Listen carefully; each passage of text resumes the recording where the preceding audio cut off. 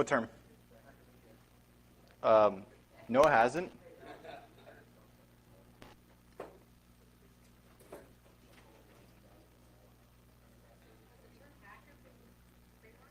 No, he's talking about Hacker Media. He does hackermedia.org. Yeah, I don't know what else to call it. New media? That sounds weird. Old media? That's just dirty.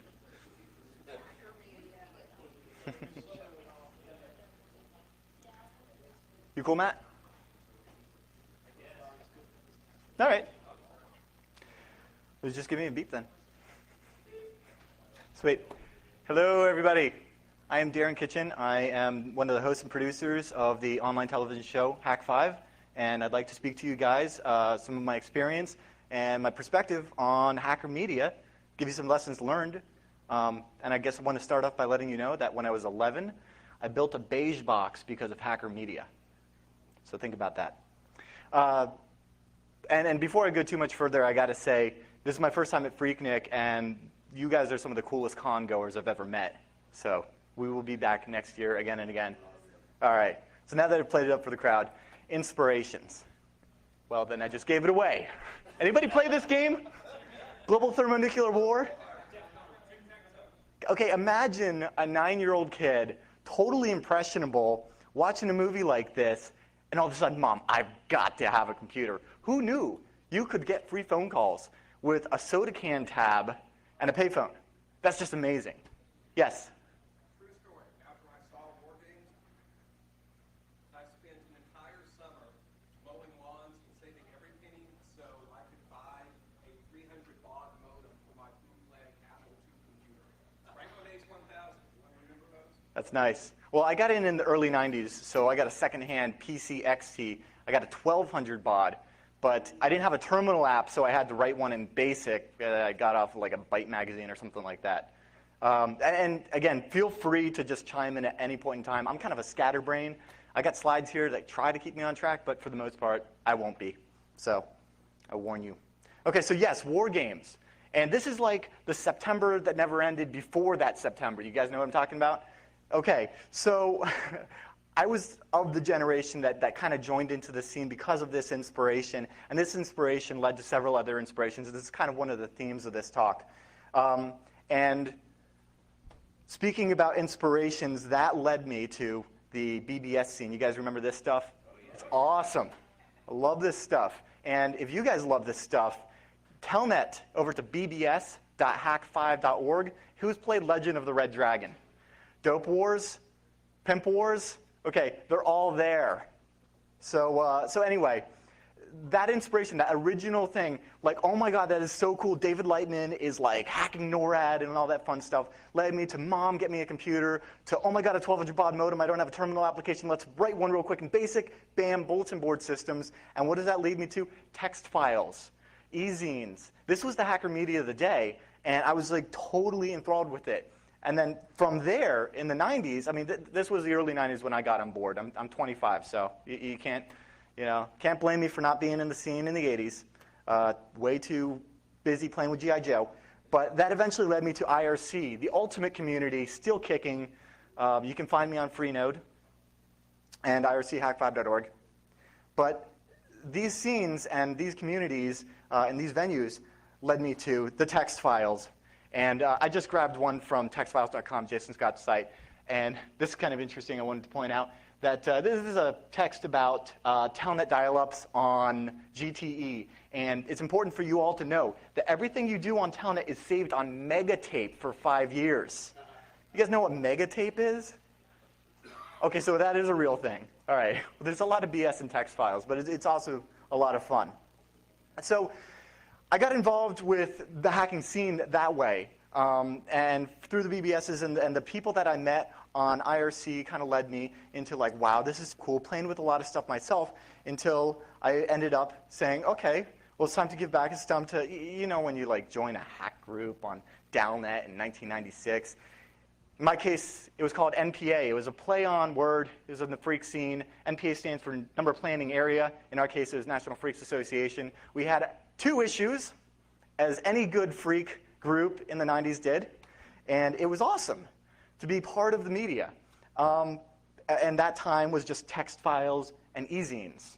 and of course, magazines and ANSI art, which you get in your art packs with the rest of your hacker media at the time. This is not one of my favorites, but it's kind of cool. Okay, so who remembers this? Okay, I wasn't born, but that's cool. Esquire magazine, The Secrets of the Little Box, the Little Blue Box, by Ron Rosenbaum, and that was like the September Never Ends before War Games. In fact, I think I could probably do an entire talk about all these Septembers that never ended. Hackers, there's one from the 90s. Who saw the movie Hackers and got into hacking? Oh, okay, nobody's going to admit to it. All right, that's cool, that's cool. So, did you guys do the Crow? Was that at Nauticon? You did the Crow here? I watched that. So you were saying? We did the hackers drinking game during the early days of PhreakNIC, and anytime they did something that was impossible or you spotted a technical inaccuracy, you drank, and I don't think we ever made it through the entire thing.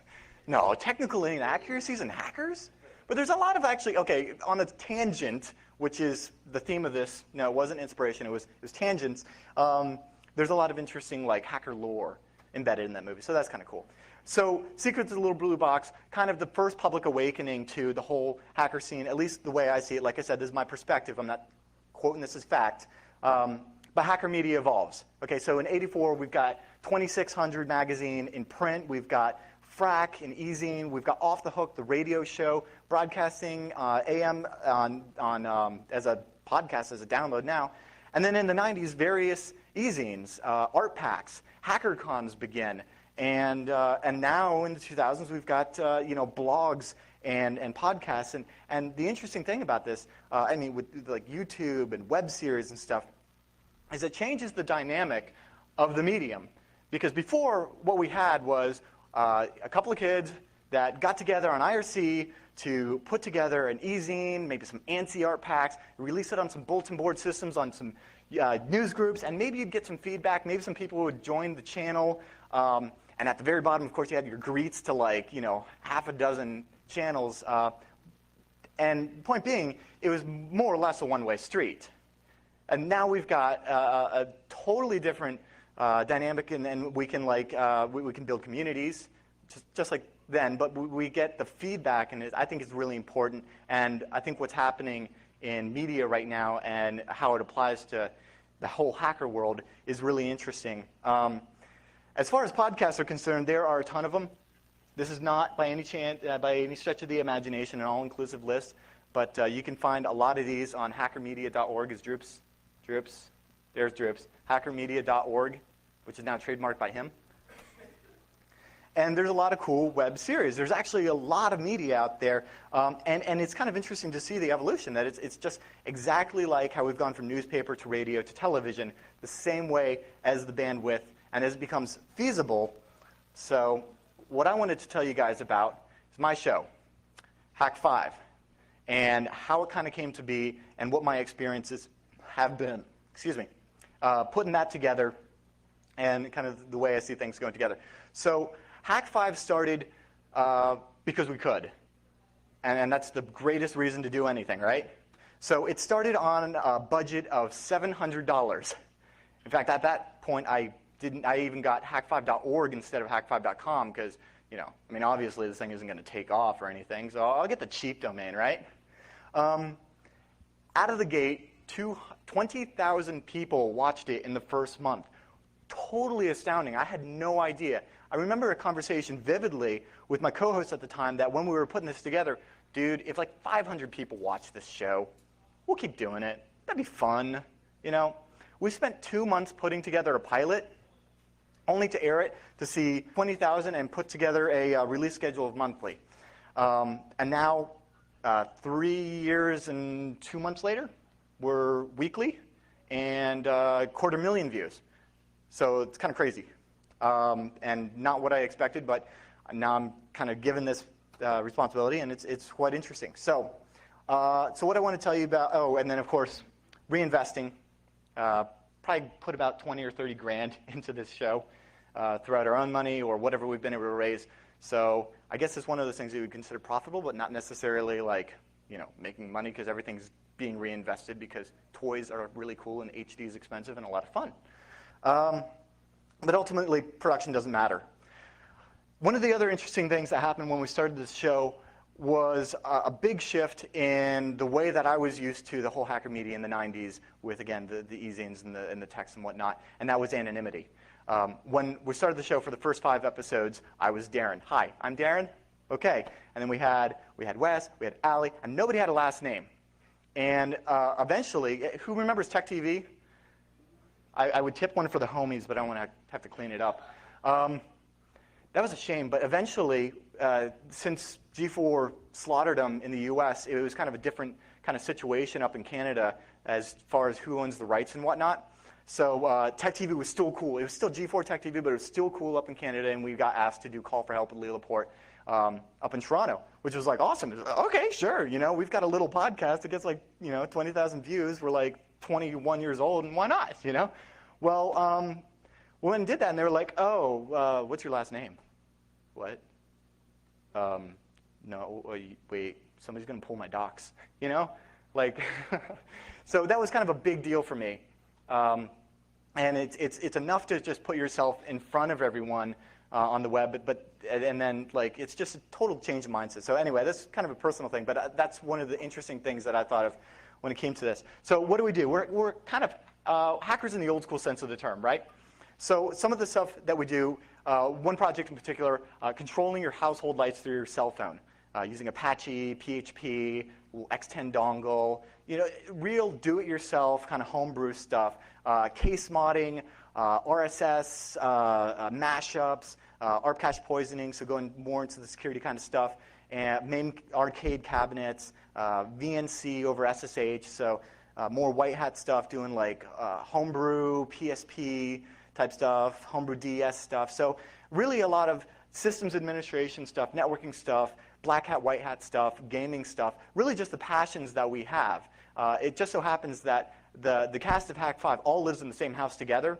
We're basically all systems administrators, and we do this for fun and beer. So, so that was kind of cool. So that's what we do. We're hackers in the old school sense. I don't think any of us claim to be security gurus. We're not security professionals, but we're hackers just like you guys, and it's a lot of fun. So what else? We are not hacker school. If you would like to go to hacker school, there are plenty of hacker schools. Some of them are also actually really, really cool, and I would highly recommend, but that's not what we claim to be.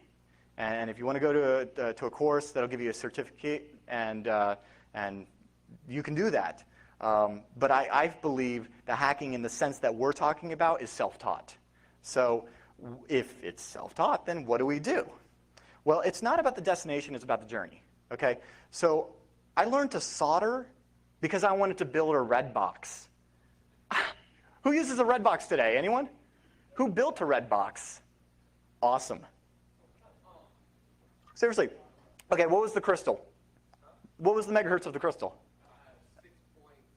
5536. Yes. That was awesome. I got it from Mauser Electronics because that's what the text file said to do. Yeah.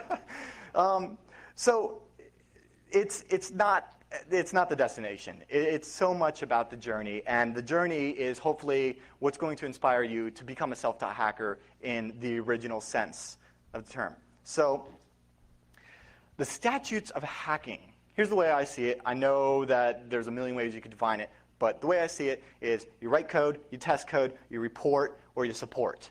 Okay? Here's where I feel that we lie into this mix. We report. Okay? My code, you don't want to see my code. It's like, it makes duct tape look elegant, all right? And I'm not going to do support because, well, then we would just have a whole bunch of angry users. And I guess I test. I file my bug reports. That's cool. But I find it's important for somebody to report on this stuff, and who better than somebody that's been brought up in this scene, a group of people that are like-minded, old school hackers that get this stuff, and you probably wouldn't want mainstream media coming to your cons and reporting on this kind of stuff. I know I've seen them at DEF CON, and we all knew that didn't really go over so well. So it's all about inspiration. Not hacker school, not showing them how to build a red box. Well, showing them how to build a red box because then they can learn how to solder. It's inspiring the next generations of hackers, and it's kind of the crazy responsibility that when we went from little dinky podcast, 21 years old, doing it in our apartment for shits and giggles, to what we've become, and now like, oh my God, we got this responsibility to, raise a generation of hackers that are going to be cool and respect the mad awesome pony. Oh my God, ponies. So some lessons learned. Every time you do something, you suck less. We figured that out after the first episode when our audio sucked, our lighting sucked. I was like an epileptic freak on the show. My name's Darren. Don't watch the first 4 episodes of the third season, or the first season. Just don't. There's actually some cool segments in there about OS X hacking. But anyway, every time you do something, you're going to suck less. When you get this idea in your head, you're like, oh, dude, when I finally do this, it's going to own. And you sit there on that idea, and you're like, the more and more you mull it over, you're like, man, eventually I'm going to get around to this. When I have enough money, when I have enough free time, when chicks think I'm cool, I'm totally going to do this, and it's going to rock. And that's the idea that we had, and we sat on for about 2 months until we finally filmed it and did it. And guess what? We sucked. And every time, and when you do it, you're going to suck too. But probably not as much as us. I mean, we were blown like donkey balls. It was bad. But we sucked less every time, and we consistently suck less. So I'm happy to say that that is one of my #1 lessons learned. Building community, another great thing, another important thing for anybody in media to do. And there's so many tools available to help you do that now. And the way I feel about growing community is, who's heard of the term viral marketing? Man, F that, right? Let it grow organically. When we set out to do this, we were like, well, let's use WordPress. That's cool. Okay. Well, and I told my buddy, and he wasn't into the scene as much. And I was like, dude, you know what we need? We need an IRC channel. Let's head over to DownNet. Turns out DownNet's not so much anymore. Ouch.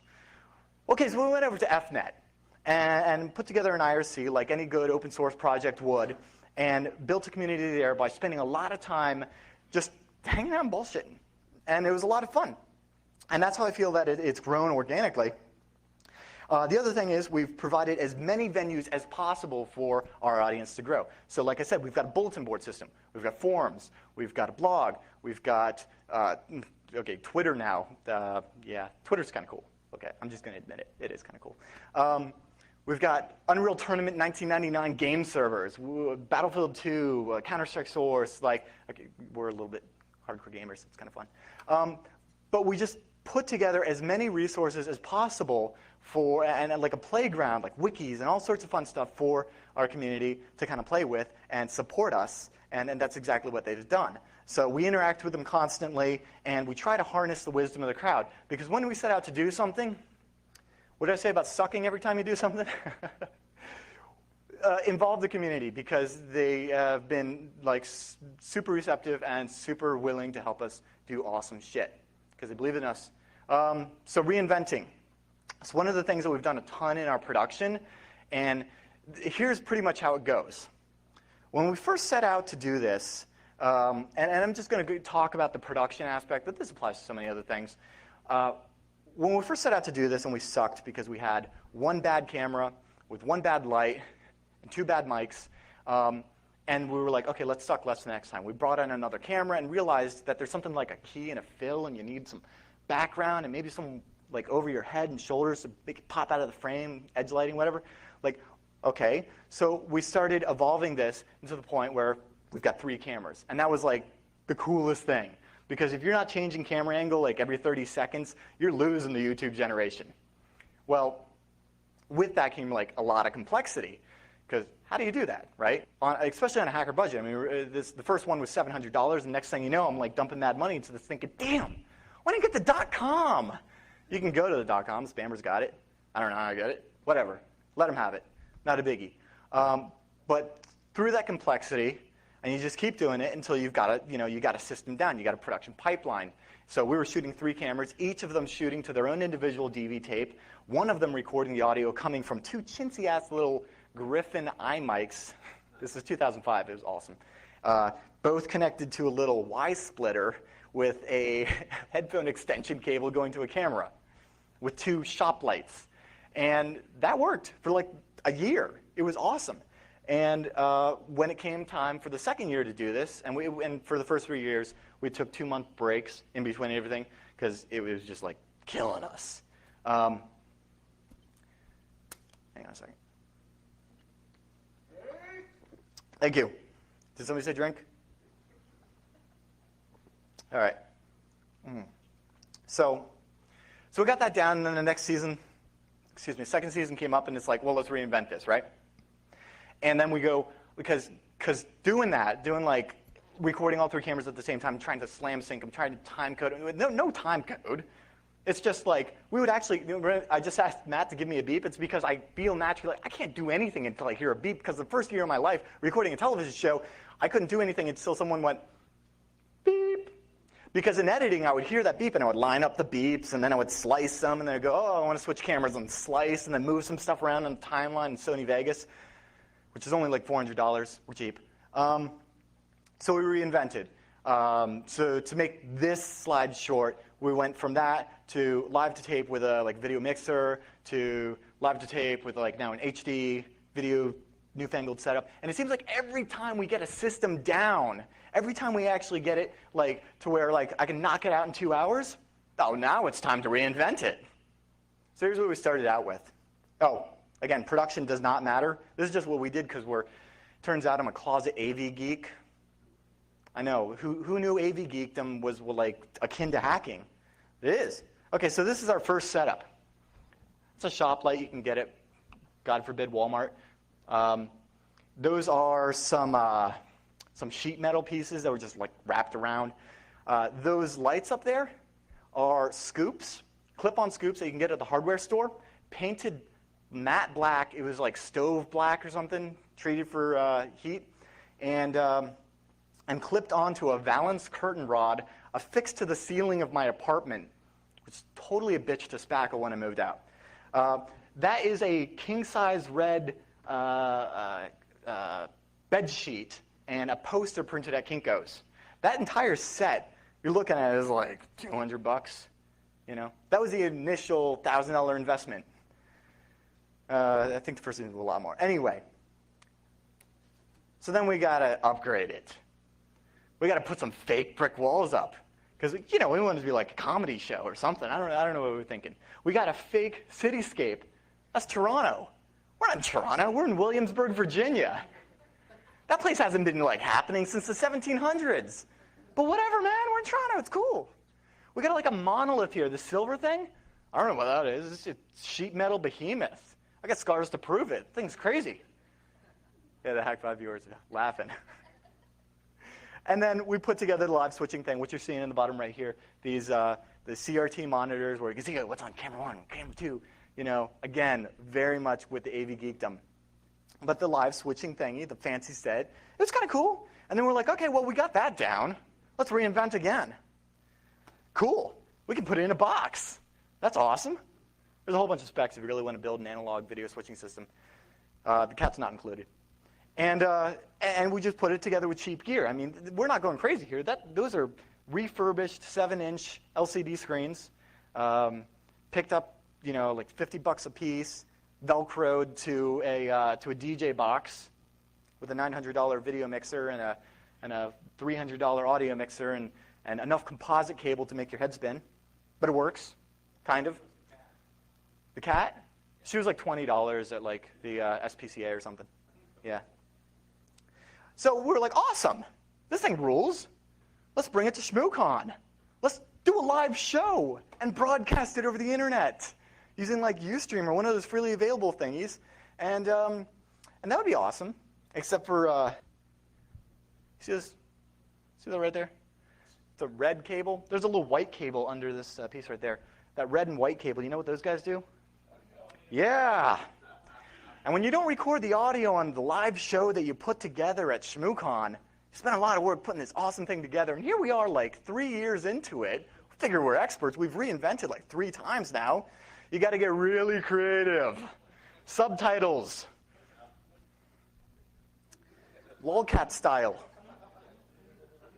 The video is up on, we actually made it a contest for people to remix it.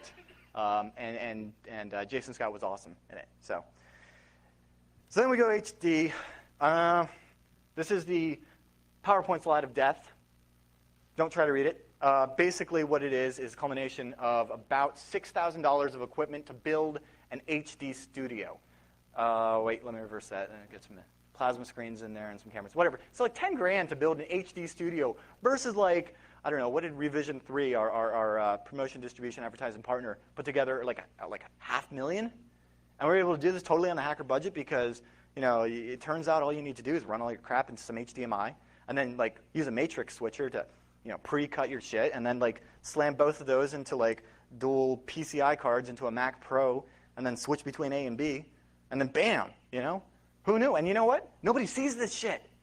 And we got like HD quality on like 10 grand and we didn't have to, you know, nobody knows that this is, you know, whatever. They probably think it's like so badass. They don't realize we're shooting in our living room, but whatever. So a little, just a point on distribution, just in case you're like, oh, dude, that idea I've been having, I'm going to own it. That's actually going to really suck. But here's where you can put your sucky videos, the first couple, and then you'll evolve and it'll get a lot better. Independently, archive.org, awesome. Free. Did I mention awesome? Okay, if you want to pay a little bit, Libsyn, Cashfly, Amazon S3. If all of a sudden things take off and you get 20 grand in the first month, which I got to say on that point, I think the only reason was because it was 2005 and like there was all of, I don't know, 8 podcasts. I mean, shit, the podcast, the iTunes, yes, the iTunes. The iPod didn't even play video. The iTunes didn't have a podcasting. I mean, it was just kind of right place at the right time, and I think a good idea. But anyway, so if things go really well, you want to look at distribution. There's a ton of different distribution partners. Wizard, Next New Media come to mind, Revision 3, and that is who we've partnered with. Anybody know these guys? Anybody watch any of these shows? Yeah, Dignation for the win. Alex Albrecht is a sick motherfucker. Revision 3 Beta, new project that they've launched. I'm totally not being, I wasn't told by the corporate overlords to pimp this shit. I actually think it's kind of cool. And it's kind of like a playground where up-and-coming shows can get support from a big partner to help them put it together and refine it and hopefully find some advertising and make a living off of it, because who knew? And maybe that'll happen to us too. So, responsibility. With great power. I don't know. Maybe I'm off my rocker. But again, I built a red box when I was 12, and now I remember how to solder, okay? Maybe it's a personal thing, but I feel like what's important is to inspire with ethics, okay? Has anybody ever seen this?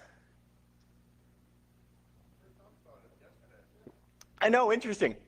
Let's see, in our second season, 3rd and 4th episode, I think, if you want to go back and check, we did 2 segments on exactly this. In fact, it was the first time that this had ever been seen. It was kind of a 0 day. That was kind of cool. You know, who knew a freak growing up on Downet could ever, you know, release 0 days on new media? Awesome. Well, I got a little overzealous, maybe. Maybe I didn't present it as well as possible. I'm not really sure how to present a 0 day. I'm not a security researcher. I'm not really sure where I sit on the fence between full disclosure and whatnot, but I showed the audience in an interesting example of how you could use a USB key, such as this, to walk up to your university computer in the computer lab and just plug it in and just unplug it and then go home and then raid the, I don't know, the LM hash. That's kind of fun. You can use rainbow tables on those. IP addresses, open a backdoor, all sorts of fun stuff. And they did a follow-up one about how you can do exactly the same thing, but this time it installs a little sleeper program that just kind of chills out, looking for other USB drives to be plugged into this university public computer where some kids plug in their thumb drives because they got their report on there and they want to print, but mommy and daddy didn't buy them a laser printer. And they don't have just the report on there. They've got, you know, their pictures for MySpace, maybe their pictures for something else, whatever. They get zipped up and Gmailed out to you. Awesome. Responsibility. I wasn't thinking so much about responsibility when I put it in that light.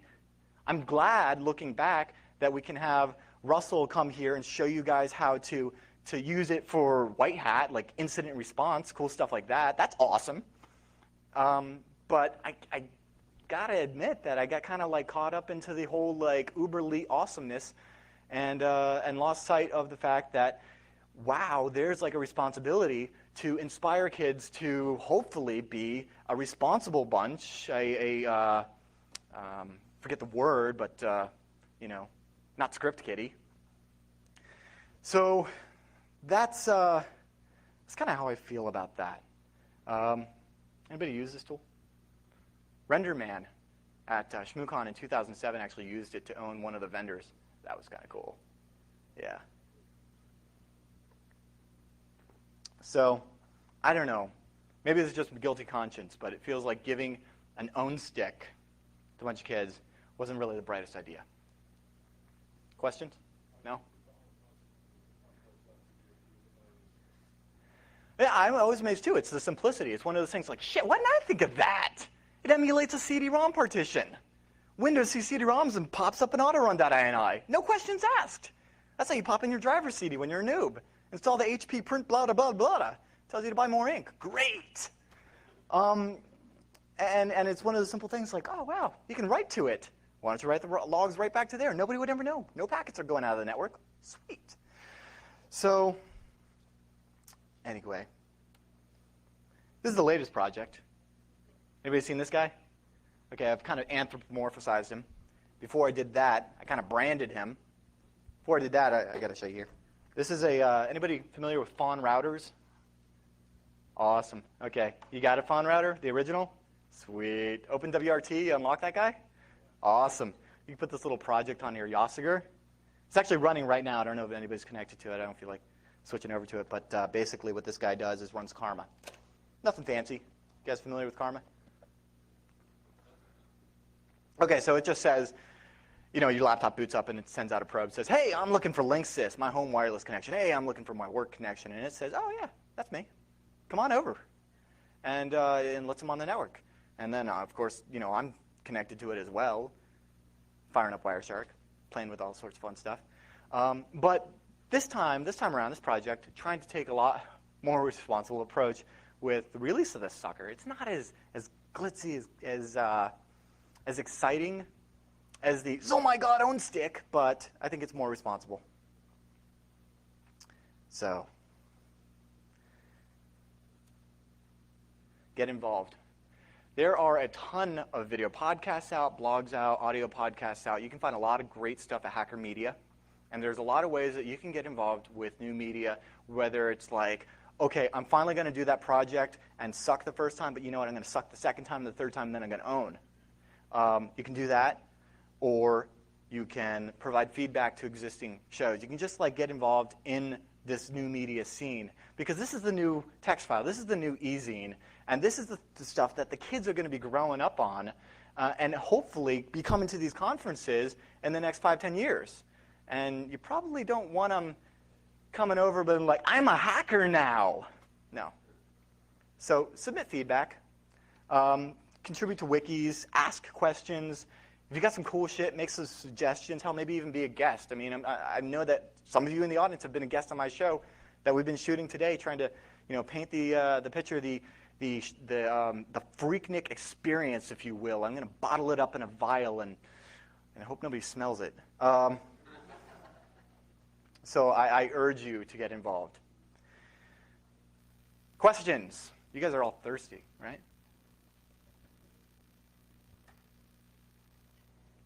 Yes, in white. What does your work I remember the part about anonymity? I've got a first name, I've got a last name. If you go to my website, you can find my email and a phone number that maybe gets redirected to a voicemail box that I check. Awesome. I don't have a work. And as far as work concerned, I don't have a show. Two separate things. I haven't quit a job because this is still an awesome, fun hobby, doing it for the beer and the fun.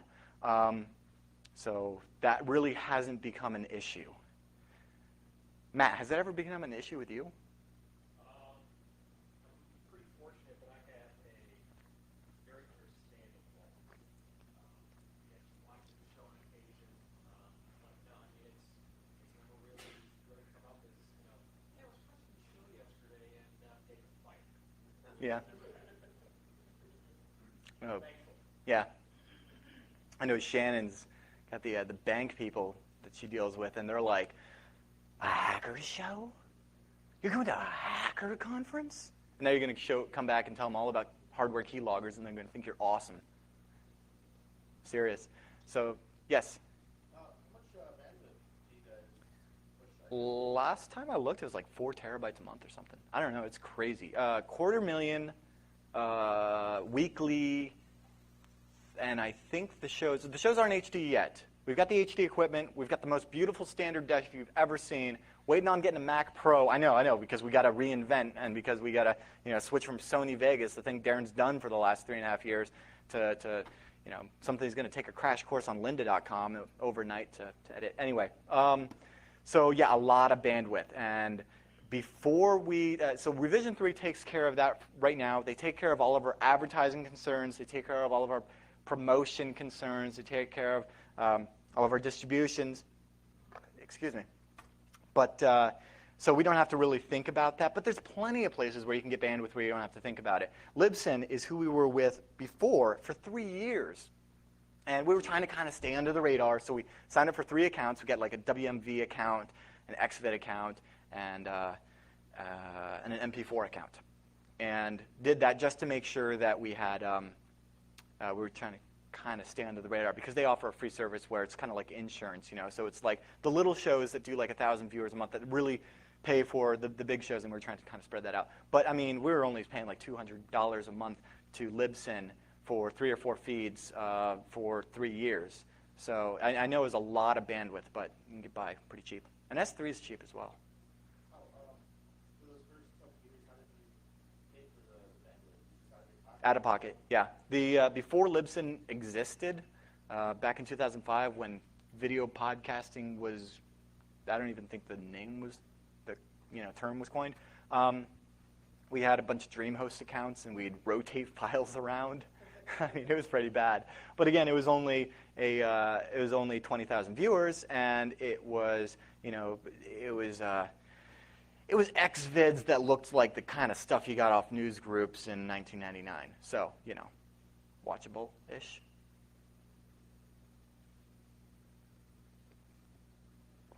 Ziploc. You realize you had a problem with the hack house. The Windows server was that in significant effect on the show? Significant to the point that 4.5 months later, we still don't have our house 100%. 4.5, April 22nd. Okay, whatever that is. I'm not doing math.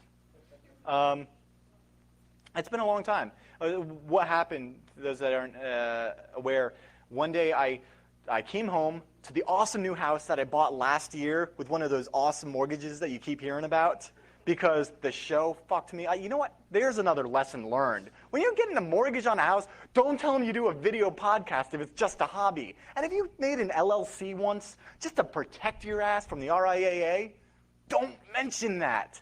Because I don't know how it is in Tennessee. I don't know if you got the VHDA loans that we have in Virginia or whatever, but it's like there's a first-time home buyers thingy that allows you to get an awesome interest rate, and the economy was in complete shit then, so it's pretty cool. And yeah, they found out about that, and they weren't so happy about the fact that I was doing a hacker show in my living room, whatever. So I ended up with 2 of those awesome mortgages you keep hearing about. Go vote, please. So yeah, anyway, I came home one day, a year after buying this awesome house that we all live in and all do a television show on the internet from. I know it's like the real world, but real. And it was a swimming pool. There was like 2 inches of water on the ground. It was 13,000 gallons that spewed out for like 6 or 7 hours while we were at work. And yeah, that really sucked. So all the walls came down. The kitchen was completely destroyed. We didn't lose any equipment. What was that about? The Xbox, the plasma TV, like all the cameras, everything was cool, but everything in the house totally crapped on. But I don't know, now I got an awesome new kitchen and new carpet and just, fun mortgage, yeah, exactly. Acetate pipes, they kind of, after a while, just got brittle and then popped. And there was actually a class action lawsuit. It was, I forget the name of the company. It was Quest, Poly B, and that shit's just bad. I think they sell it to the Canadians now. So yeah, Google that. We were right outside of the statutes of limitations, so we didn't get hooked up by them. So that was like 30 grand later. Insurance is good.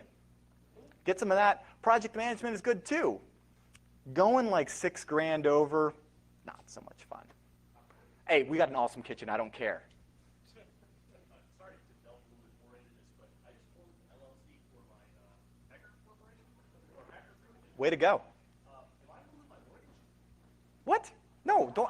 IINAO. I don't know. I heard LLC and then your mortgage. Oh, this was before I got the mortgage. This is like that like couple day period where like, you know, I forget who it is, but they submit the bid or whatever, and then they come back and they like looking into your personal history and all this stuff. Like, is this guy really going to make these payments? You know, we're giving him like a 38% interest rate, whatever. Yeah. So if you already got your mortgage and you just got your, you're fine. I'm just saying, if you do a video podcast in your living room for funsies, don't tell them. If you're buying a house. Yes. Yeah, that's, I think, the title insurance, the seller or something like that buys that, find out, make sure that when you're buying it, it's not going to go to your daughter's. Yeah. Well, their biggest concern was that we were going to have like a bunch of people coming in and out of the house. We use Skype for interviews. Whatever. They didn't quite understand the internet, and when they heard the word hacker, they got this weird idea that we were like bad. Do you guys get that? I don't understand what that's all about. Yeah. Anything else? All right. Well, let's party. You guys have been great. Oh, yeah. One more. Sorry. There was one more lesson learned. And that is, when you do a hacker show with 3 of your best friends that all live in the same house together, and you spend every waking moment trying to put a show together, and you sometimes at each other's throats. Sometimes just trying to put the house back together. It's kind of stressful. One important thing to remember is your buddies are awesome, and if you see this man at the parties, give him a beer.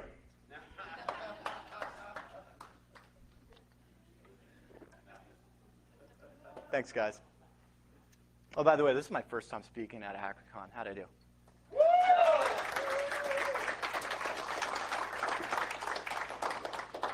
Thank you.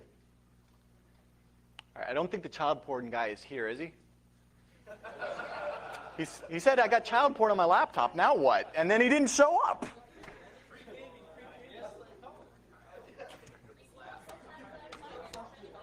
Oh yeah, if you want some Hack 5 stickers, we got the swag up here.